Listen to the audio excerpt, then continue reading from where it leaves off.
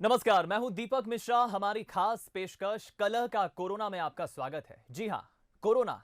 ये कोरोना लोगों की जान का दुश्मन बना है। ये घरों में भी कलह का कारण बन रहा है। कोरोना ने कहीं ना कहीं घर के अंदर रिश्तों में खटास घोलने का काम भी किया। भोपाल में एक ऐसा ही मामला सामने आया है जब एक नवविवाहित महिला ने अपने पति पर आरोप लगाया कि वो उसको इग्नोर कर रहा है, जबकि पति कहीं ना कहीं कोरोना फोबिया का शिकार है और वो सोशल डिस्टेंसिंग का पालन कर रहा था। यह अकेला मामला नहीं है। कोरोना फोबिया के चलते परिवारों और समाज में कई समस्याएं उभर कर आई हैं। आज की इस खास पेशकश में हम लोगों के उसी मनोविज्ञान और कोरोना फोबिया विस्तार से समझने की कोशिश करेंगे, लेकिन सबसे पहले देखिए रिपोर्ट। रिश्तों पर भारी कोरोना का डर, मुश्किल हुई जिंदगी की डगर, शादीशुदा जिंदगी में हड्डी बना कोरोना, रिश्ते निभाओ इतना भी डरो ना।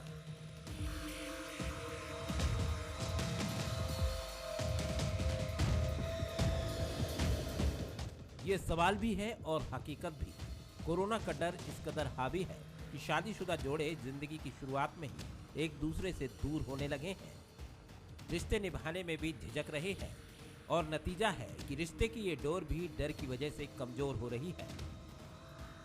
राजधानी के लॉ ट्रिब्यूनल तक एक ऐसा ही मामला पहुंचा है जिसके बारे में आपने पहले कभी नहीं सुना होगा। कोरोना का जाल नवविवाहित जोड़ों की निजी जिंदगी में भी तीखा जंजाल बन गया है। नई नवेली दुल्हन रूठ कर अपने मायके पहुंच गई और शिकायत थी पति की नजरअंदाजी, लेकिन वो इस बात से अनजान थी कि उसके पति को कोरोना फोबिया है। कोरोना का डर पति के मन में इतना हावी था कि शादी की पहली रात से ही वो सोशल डिस्टेंसिंग मेंटेन कर रहा था। वैसे ये पहला मामला नहीं था, इससे पहले भी कई तस्वीरें हमने देखी हैं जहां अपने अपनों से ही अलग हो गए।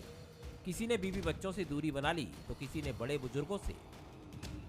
हम लोग बहुत डर लगा रहता था कि अगर कोविड हो गया तो उस समय लोगों में डर ये था कि जिसको कोविड हो जाएगा वो बचेगा नहीं। तो ये बहुत डर वाला माहौल रहा है। साथ ही एजुकेशन सिस्टम में बहुत डिफ़िकल्टी आई है। हम लोग जैसे अभी हमारा ग्रेजुएशन है, स्कूलिंग है, जो भी है, तो हम सब की पढ़ाई बहुत डिस्टर्ब हुई है। एक साल, हर एक युवा का एक साल वेस्ट हुआ है, रुक गया है। कोविड की वजह से ना सब लोग एक दूसरे को शक की निगाह से देखने लगे कि कहीं हम इनके संपर्क में आए तो हमें कीटाणु ना हो जाए, या हमारे अंदर हैं तो सामने वाले को ना हो जाए। तो एक दूरी बन गई। सोशल डिस्टेंसिंग फॉलो करके त्यौहार एंजॉय किया गया। हस्बैंड जो है वो एडवोकेट हैं, तो जहाँ वो वर्क करते हैं वो पब्लिक प्लेस है, वहाँ बहुत ज़्यादा क्राउड होता है। तो सबसे ज़्यादा उनको ये डर रहता था, मैं इतने लोगों के बीच से जब घर में एंटर होता हूँ तो वो हम में से किसी से मिलते नहीं थे। सैनिटाइज करके खुद को तब वो घर में आते थे। फिर भी वो हमसे ज़्यादा कांटेक्ट नहीं रखते थे क्योंकि पेरेंट्स भी हैं, मम्मी पापा भी एजेड हैं और बच्ची भी छोटी है, तो वो कोशिश करते थे कि वो दूर से ही हमसे बातें करें। हाँ, मेरे से भी दूर रहते थे और मैं पहले उनके साथ बैठ के खाना खाती थी, तो मैं अब मैं भी उनके साथ बैठ के भी नहीं खा सकती। अभी देश में कोरोना की दूसरी लहर है। थोड़ी राहत के बाद मामले भी बढ़े हैं, लेकिन वैक्सीन आने की उम्मीद भी बढ़ने लगी है। फिलहाल सावधानी ही सुरक्षा है, लेकिन इस बात का ख्याल भी रखें कि कोरोना की डर से रिश्ते ना बिखर जाएं।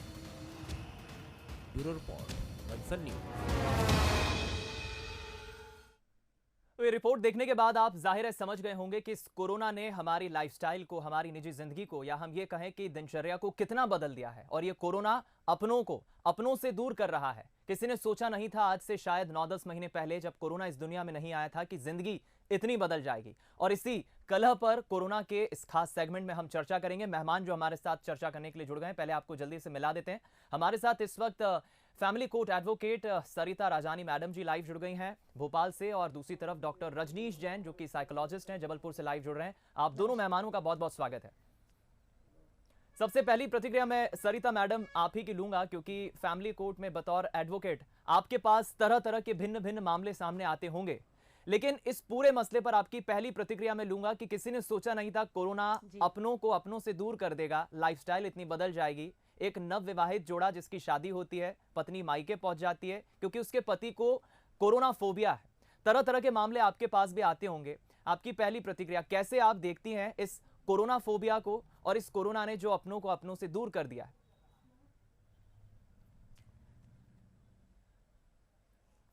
देखिए, सबसे पहली चीज़ ये है कि कोरोना जितनी गंभीर बीमारी है, क्योंकि उसका उपचार अभी तक मिला नहीं है, या वैक्सीन जो बना है वो अभी तक इस्तेमाल के लिए सब तक पहुंचा नहीं है। तो ये कारण है, और इसकी गंभीरता कितनी है कि पिछले समय जब शुरुआत थी, इसकी शुरुआत का दौर इतना भयानक था कि इंसान को यही नहीं पता था कि किस तरीके का वायरस है और कितना खतरनाक है, या किस तरीके से जीवन को समाप्त कर सकता है। सबके लिए ये बहुत नई चीज़ थी, उस वजह से डर होना स्वाभाविक था।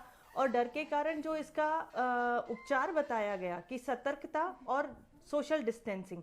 अब मानिए कि जैसे कोई व्यक्ति अगर नौकरी पे जाता है, व्यवसाय करने के लिए घर से बाहर जाता है, तो उसे अपने परिवार के संपर्क में आने से पहले नहाना है, सैनिटाइज करना है, अपने कपड़े साफ करने हैं, सब्जियां जो हम बाहर से ला रहे हैं वो तक साफ करनी है। तो जब इस दौर से हम गुजरे हैं और उसके बाद कहीं जाके ये लगा कि हाँ, अब इसकी रोकथाम संभव हो सकती है सोशल डिस्टेंसिंग के माध्यम से, तो सिर्फ एक सतर्कता है, वही इसका उपचार है आज वर्तमान में भी।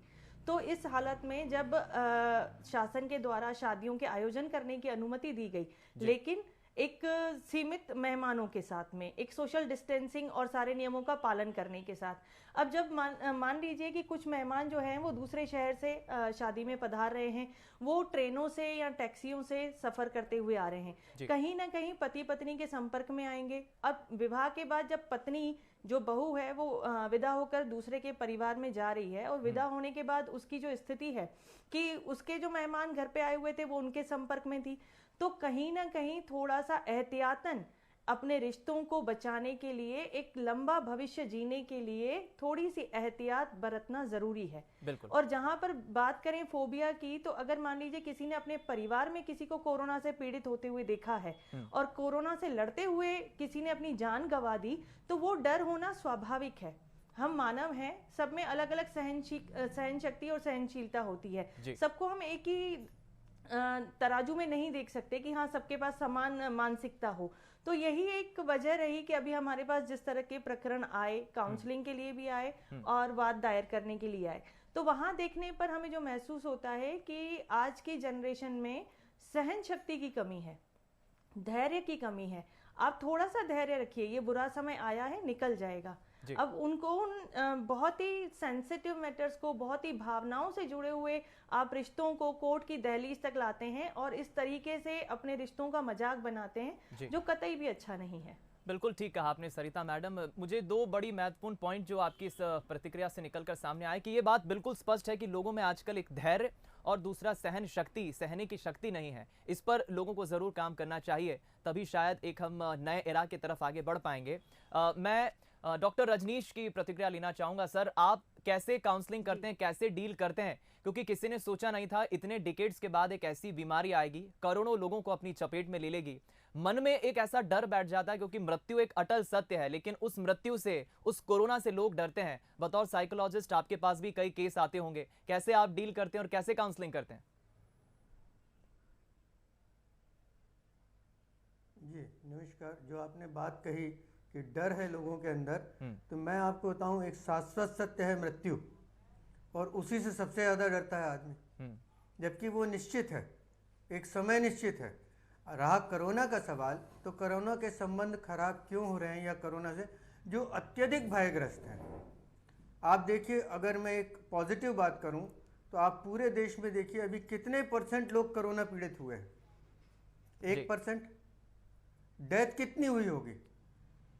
मगर हम इतने भयभीत हैं, तो मैं कह रहा हूँ भयभीत होने की आवश्यकता नहीं, अपने को सोचना है कि उससे बचाव कैसे करना है।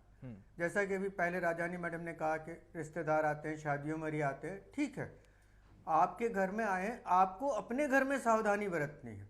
अगर आपको बहुत लग रहा है विदा होकर आप आए, तो एक कोरोना टेस्ट करा लीजिए, अगर कुछ है तो ठीक। बाकी अगर हम घर के अंदर ही डरने लगे तो बहुत मुश्किल काम हो जाएगा। और मैं बताऊं आपको ये कि डर इतना खतरनाक होता है कि जो चीज़ नहीं हो रही वो हमें लगने लगती है। आप देखिए, इस पर एक रिसर्च हुई है अभी कि एक मोस्ट प्रोबेबली रशिया में के शायद एक आदमी को फांसी दी जानी थी जी, और उसको एक प्रयोग करने के लिए डॉक्टर्स ने रिक्वेस्ट की कोर्ट से कि हम इस व्यक्ति को आंख पे पट्टी बांधकर एक बात कहेंगे कि तुमको हम दुनिया के सबसे खतरनाक सांप से मरवा रहे हैं, काट देगा वो, आप तुरंत मर जाओगे, क्योंकि रस्सी से टांगने में बहुत टाइम लगेगा। और ये हम एक प्रयोग करना चाहते हैं। जज साहब को भी बड़ा इंटरेस्ट हुआ, नियत तिथि पे उस व्यक्ति को तैयार किया गया और कहा गया कि भाई तुमको दुनिया के सबसे खतरनाक सांप से कटवाया जाएगा और जिससे आपकी डेथ आसानी से हो जाएगी। उसकी आंख पे पट्टी बांध दी गई और 2 पिन चुभोई गई उसको, एंड ही डाइड इमीडिएटली। तो अगर आप अत्यधिक भयग्रस्त रहेंगे तो आप सामान्य जीवन जीना मुश्किल कर देंगे। बिल्कुल। ये ठीक है कि अभी आप देखिए अब कोरोना की वैक्सीन भी आ रही, मगर आप सोचिए कि टोटल पॉपुलेशन का 1% लोग इन्फेक्टेड, और वो लोग इन्फेक्टेड हैं जिन्होंने लापरवाहियां बरती हैं, बिल्कुल, जिन्होंने गलतियां की हैं।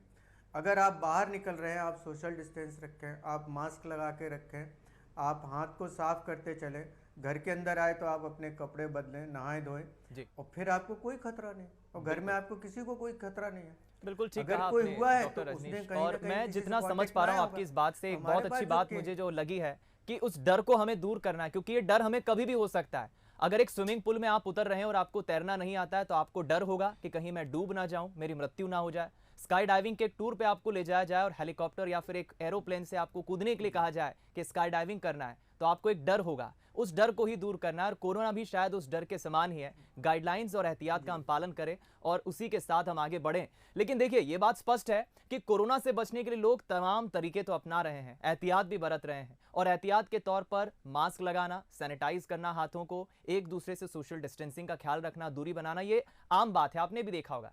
लेकिन हम आपको ग्वालियर के एक अग्रवाल परिवार से मिलाते हैं जो कोरोना से बचने के लिए हर एक तरीका अपना रहा है। देखिए, कोरोना महामारी ने हमारे लाइफस्टाइल को पूरी तरीके से बदला है। घरों में भी हमारे जीने का तरीका पूरी तरीके से बदल गया है। ग्वालियर में हम ऐसे एक घर में मौजूद हैं जहां पूरी तरीके से जो रहने का जो अंदाज है वो बदला हुआ है।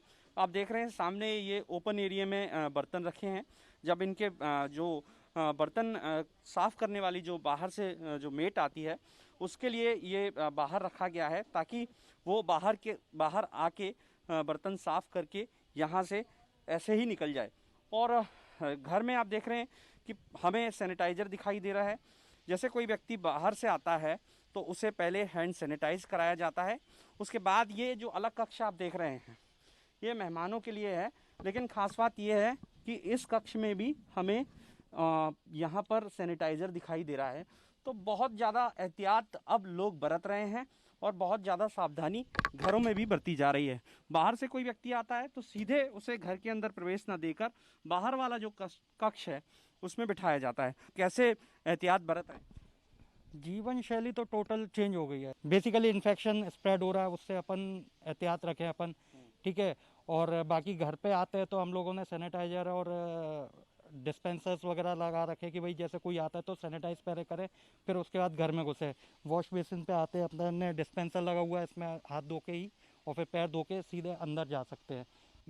हम ये भी देख रहे हैं कि आपके जो पेन है उसमें भी सैनिटाइजर, कुछ दिखाएंगे हमें? हाँ, ये तो बहुत यूनिक आइटम है। एक्चुअली हम लोग बैंक वगैरह जाते हैं या मार्केट में जाते हैं तो कई लोगों से मिलना होता है, या किसी ने गलती से हाथ भी मिला लिया तो हम मना नहीं कर पाए, या हाथ जोड़ लिए या टच भी हो गए।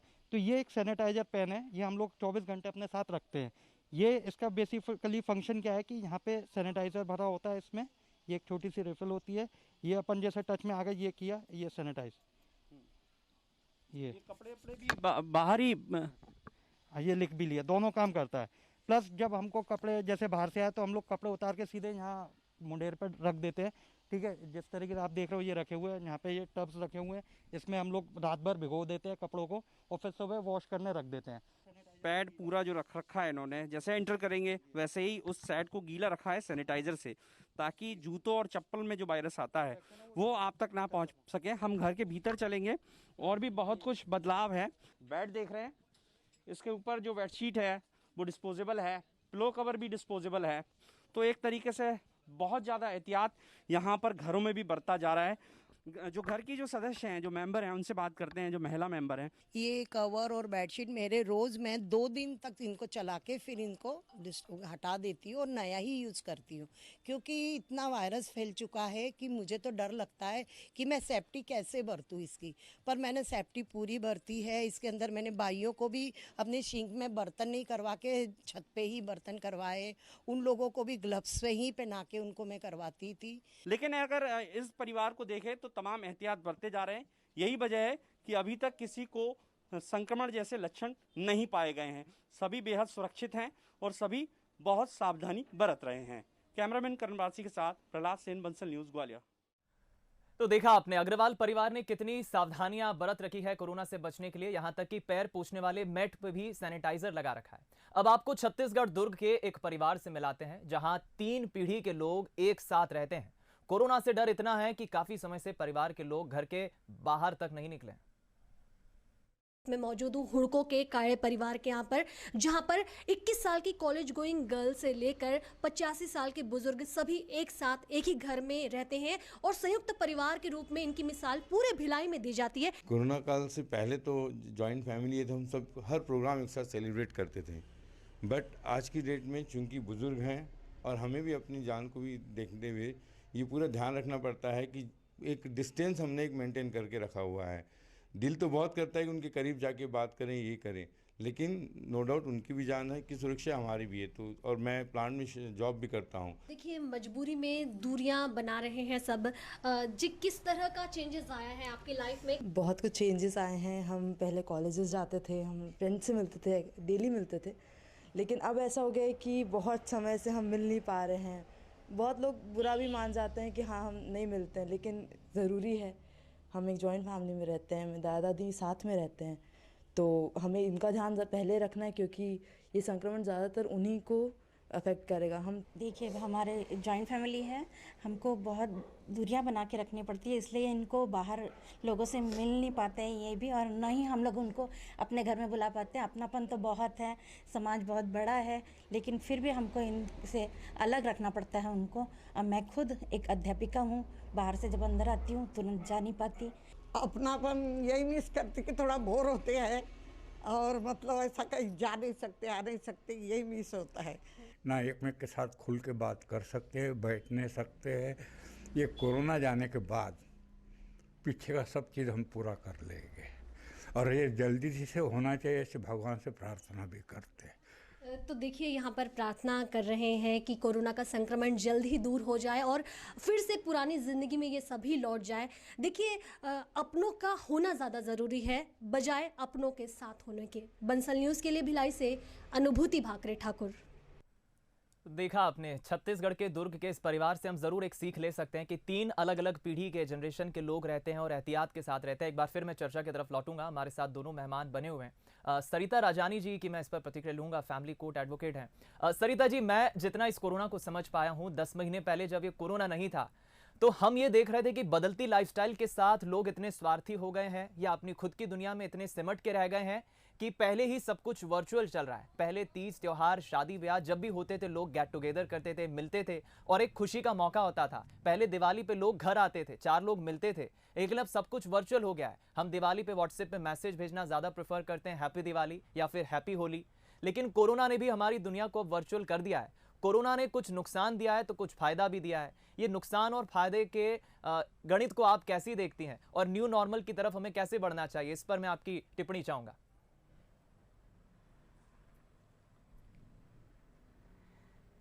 ये कोरोना एक तरह से बहुत सकारात्मक ऊर्जा लेकर आया परिवारों के लिए। जहां हम कह रहे हैं कि परिवारों में अपनों में दूरी बढ़ी है, वहीं पर अगर हम देखें कि जब लॉकडाउन का समय था उस समय जो सर्विस क्लास लोग थे वो अपने परिवार से बहुत दूर रहते थे। बच्चे सारा दिन कॉलेज में, स्कूल में, ट्यूशन में बिताते थे, तो परिवार एक साथ एक समय का खाना नहीं खा सकता था, एक साथ मिलकर कोई भी चीज़ शेयर नहीं कर सकते थे। कोरोना ने वो छुट्टी, वो अवकाश का काल दिया जो लोगों ने बरसों से नहीं देखा था। अपने बच्चों के साथ, अपने परिवार के साथ समय व्यतीत नहीं किया था। अभी इस कोरोना काल में जब सब लोग घर पे रहे, उन्होंने वीडियो गेम खेले, लूडो गेम खेले, सब तरह के एक्टिविटीज़ में, यहाँ तक कि जो पुरुष वर्ग है उसने घर में किचन में खाना बनाया और पत्नी की, माँ की घर में किचन में काम करने में मदद की। तो ये सारी जो सकारात्मक ऊर्जा है, जब सब लोग एकजुट होकर मिले और एकजुटता के साथ उन्होंने समय व्यतीत किया, एक सकारात्मक ऊर्जा के साथ अपने जीवन को व्यतीत किया। अब जबकि लॉकडाउन खुला और धीरे धीरे वर्किंग स्टार्ट हुई, तो जो भी व्यक्ति घर से बाहर काम करने के लिए जा रहा है तो एहतियातन जो एक दूरी या जिसे हम कहें सतर्कता बरत रहा है, तो उसे हम दूरी और डिस्टेंस का नाम दे रहे हैं। अगर मान लीजिए कि कोई व्यक्ति काफ़ी दिनों के बाद घर में लौट रहा है, तो वो अगर एहतियातन क्वारंटाइन होता है या अपने आप को सर्दी जुकाम होने के कारण, हो सकता है वो मौसम के कारण भी है, तो एहतियात बरतना ज़रूरी है। अब हम उस एहतियात को अगर दूरी कह दें जी तो भी गलत है। इसीलिए मैंने आपसे कहा धैर्य और सहनशक्ति की कमी है। हम उसे अपने दृष्टिकोण से देखते हैं। वो हो सकता है कि वो परिवार के भले के लिए हो, परिवार के अन्य सदस्यों के भले के लिए हो। जहाँ पर परिवार में बुजुर्ग माता पिता हैं, जैसे अभी देखिए जो भिलाई के दुर्ग के एक दादाजी ने कितना सकारात्मक एक जवाब दिया कि हम चाहते हैं, प्रार्थना कर रहे हैं कि ये जल्दी से ख़त्म हो जाए और हम वापस से अपनी सोशल बैठकें जो हैं सामाजिक स्तर पे वो हम कर सकेंगे, ऐसी हम प्रार्थना करते हैं। तो हम लोगों को न कि अपने परिवार में विवादों को बढ़ाना है और अपने जो रिश्ते हैं उनको कटघरे तक लेकर आना है। सकारात्मक ऊर्जा के साथ, सकारात्मक दृष्टिकोण के साथ अगर हम इसको 10 महीने फाइट कर चुके हैं तो अब तो वैक्सीन आ ही गया है। कुछ समय का इंतजार और है। अगर इतना धैर्य और सहनशीलता को अगर हम अपनाते हैं तो सामाजिक स्तर पर और पारिवारिक स्तर पर हम बहुत अच्छी सफलता अर्जित कर पाएंगे। बिल्कुल, यानी ये कहना गलत नहीं होगा सरिता जी कि इस कोरोना ने भले ही हमें काफ़ी प्रभावित किया हो, फाइनेंशियली हम कहें, मेंटली हम कहें, नुकसान दिया हो, लेकिन परिवार के सदस्यों को पास में लाने का, करीब में लाने का भी मौका दिया है। क्योंकि पहले कई परिवारों में मैं ये देखता हूँ कि एक परिवार में 4 सदस्य हैं, मम्मी डैडी और उनके 2 बच्चे, एक हॉल में वो बैठे हैं, लेकिन चारों परिवार के सदस्य अपने अपने स्मार्टफोन, अपने अपने मोबाइल फोन्स में बिजी हैं। वो एक दूसरे से बात करना पसंद नहीं कर रहे हैं। लेकिन कोरोना काल ने और लॉकडाउन ने लोगों को काफ़ी जीना सिखाया। लोगों ने घर में बैठ के रामायण भी देखी, महाभारत भी देखी, ग्रंथों को भी पढ़ा और अपनों के करीब लाने का भी काम किया। डॉक्टर रजनीश, कैसे देखते हैं आप इस नफ़ा नुकसान को? कोरोना ने बेशक हमें हमारा काफ़ी नुकसान किया है, लेकिन इस कोरोना ने काफ़ी कुछ हमें सिखाया भी है।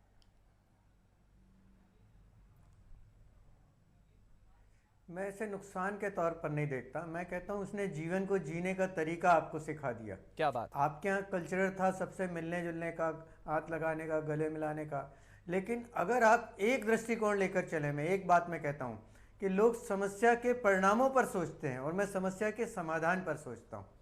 और ऐसी कोई दुनिया में समस्या नहीं जिसका समाधान ना हो। और आप बताइए कि इतने बड़े कोरोना काल में अपन ने एक सोशल गैदरिंग अपने आप में घर के लोगों से तो सीखी ना, एक संस्कार तो सीखे ना अपन ने, बच्चों के साथ मिलना तो सीखा। मैं हमेशा लोगों से कहता हूँ जिनके घरों में समस्याएं हैं कि समाधान का एक तरीका कि एक टाइम का खाना सब लोग बैठकर साथ में खाएं। जी, इतने डिस्कशन होते दुनिया की सारी समाधान राउंड टेबल पर, डिनर पर या लंच पर लिए जाते हैं। बिल्कुल, आप बैठे बात करें खुल के, आपके कैथारसिस निकलेंगे। और आप ये सोचे ना कि बैलेंस शीट में आप गेनर हैं कि लूजर हैं। क्या बात? मॉनिटरीली आप लूजर हो सकते हैं, बिल्कुल, लेकिन आप अपने परिवार के लिए तो गेनर हैं। जो बच्चे कभी आपके साथ नहीं होते थे वो आज आपके साथ हैं। बाहर जो बच्चे थे वो वर्क फ्रॉम होम लेके घर पर बैठे हैं। तो आपको कितनी अच्छी अपॉर्चुनिटी मिली। कभी आपने कल्पना की थी कि 4 मेंबर बैठ सकेंगे 10 मिनट घर में एक साथ? जी। रहा मनोरंजन का सवाल, और इसका तो इतनी अच्छी चीज़ें हैं, टीवी है आपके पास, मोबाइल है, लैपटॉप है, इंडोर गेम्स है आपके पास। बस करना क्या है आपको। मैं एक बात कहना चाहूँगा, हिंदुस्तान में 2 तरह के लोग हैं जी। एक एक्सट्रीम सावधानी बरतने वाले और एक एक्सट्रीम लापरवाही बरतने वाले। बिल्कुल। तो दिक्कत क्या हो रही है, अगर आपने अभी देखा हो दशहरा, दिवाली और शादी के सीजन में आप मार्केट में निकलिए, कहीं ऐसी लगता ही नहीं कि कोरोना है जी। लोगों के मन से वो डर है ही नहीं जैसे।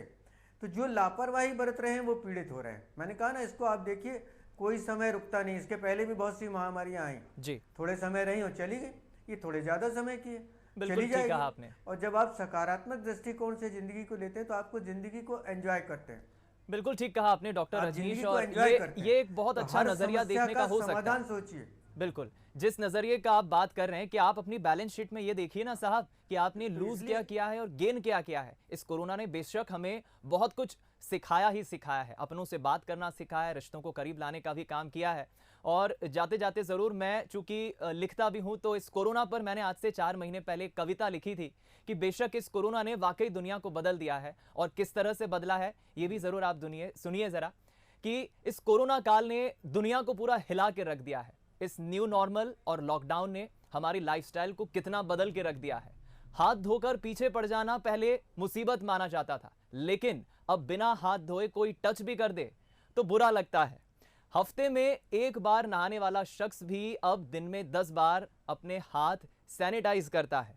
और तू मेरा भाई है यार, ये कहने वाला शख्स भी अब अपने भाई को कोरोना की वजह से गले लगाने से डरता है, जो एक थाली में खाने से प्यार बढ़ता है, ये कहते थे, अब पहले प्यार से मेरे बाबू ने हाथ धोए या नहीं ये पूछता है। और मैं तो किसी के बाप से नहीं डरता, ये कहने वाले को कोरोना के डर ने नजरबंद किया है।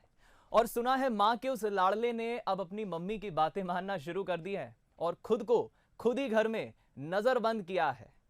और ऑफिस में अब लोगों ने छुट्टी लेने के लिए बहाने मारना नहीं, खांसना और छींकना शुरू कर दिया है। और सुना है कि अपनी पॉकेट में रुमाल भी ना रखने वाले उस गैर जिम्मेदाराना शख्स ने अब अपनी गाड़ी में पूरा का पूरा टिश्यू बॉक्स रखना शुरू कर दिया है।